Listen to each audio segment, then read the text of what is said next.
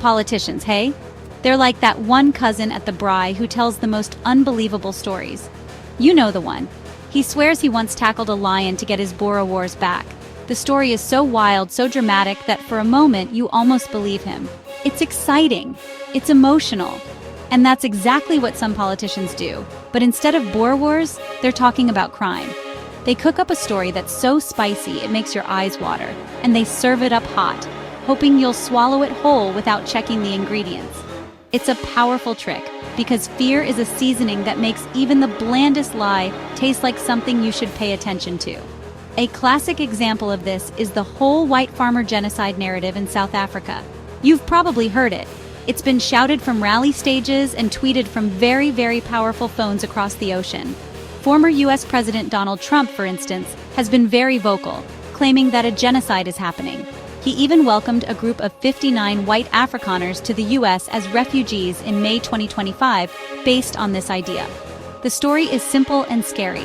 White farmers are being systematically murdered for their land, and the government is either helping it happen or looking the other way. It's a narrative designed to pull at your heartstrings and make you angry. The picture they paint is hectic. In a meeting with President Ramaphosa, Trump even showed videos and pictures of white crosses on a hillside, calling them burial sites to make it look like mass graves. In reality, those were symbolic crosses from a protest. See? The story gets bigger and scarier with every telling. It's not just politicians either. People with massive platforms like Elon Musk have jumped in, talking about racist ownership laws and claiming a political party's song is a call for genocide. It creates a storm of outrage, and suddenly everyone has an opinion on a situation they've only heard one side of. This is how it works.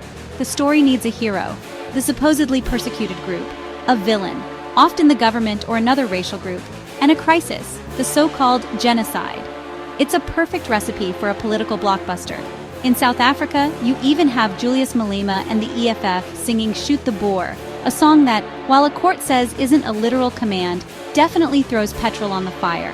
It all feeds into this narrative that a massive, violent conflict is underway. The story is loud, it's emotional, and it's designed to make you pick a side right now without asking any questions. Now, after your cousin has finished his lion story, your logical auntie comes over.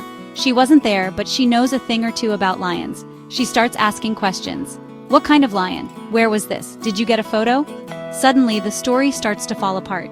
In politics, data is that logical auntie. When you bring out the facts and the stats, the big, scary story often shrinks. So, let's look at the numbers behind this genocide claim. Is there really a coordinated, racially motivated slaughter of white farmers happening in South Africa? The short answer is no. Not according to the South African government, not according to independent experts, and not even according to major Afrikaner lobby groups like Solidarity. In February 2025, a South African judge literally called the idea of a genocide clearly imagined and not real. The stats tell a story that's sad, but very different. For instance, between January and March of this year, there were 6 farm killings. That's 6 too many for sure. But of those victims, 5 were black and 1 was white. That doesn't quite fit the narrative of a targeted attack on one group, does it? Let's zoom out a bit. From April to December 2024, South Africa recorded a staggering 19,696 murders. It's a massive, tragic number. Of those, only about 36 happened on farms. That's around 0.2% of all murders. And of those 36 victims, only 7 were the actual farm owners, while the other 29 were mostly black farm employees. The scale is completely different from what the story suggests. A government commission back in 2003 and experts today agree that the main motive for these horrible farm attacks is usually robbery. Farms are isolated, making them easy targets for criminals in a country with deep socioeconomic problems. It's about opportunity, not a racial purge. Then there's the land issue. The story goes that farmers are being killed so their land can be taken. President Ramaphosa did sign a new land expropriation law in January 2025 to address the massive inequality where white South Africans still own over 70% of the farmland. But here's the kicker. As of mid-2025, not a single hectare of land had actually been seized under this new law. The law itself is about just and equitable compensation, not just grabbing land. The idea that farmers are being killed, their land is taken, is factually impossible because the land isn't being taken. The numbers just don't support the scary movie. So if the facts don't back it up, why do politicians push these narratives so hard? Well, think about it. When people are scared, they are much easier to control. Fear is a shortcut that bypasses critical thinking. If a politician can convince you that there's a monster under your bed, you're more likely to listen when they say, "Don't worry, I'm the only one who can sell you a monster-proof blanket." It's a classic move. They create or exaggerate a problem, and then they present themselves as the only solution. It's a powerful way to rally supporters and gain power. These crime stories are also brilliant for distracting people from other more complicated issues. Is the economy struggling? Are people unhappy with service delivery? Is there corruption in your own party? No worries. Just point over there and shout, "Look, a crisis! Those people are trying to destroy us." Suddenly, nobody is talking about the boring, difficult problems like unemployment or infrastructure. Everyone is focused on the immediate emotional threat you've just highlighted.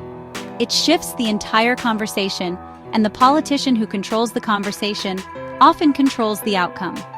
It's a magic trick, and we are the audience they're trying to fool. Furthermore, these stories can be used to justify real-world policy changes or to block them.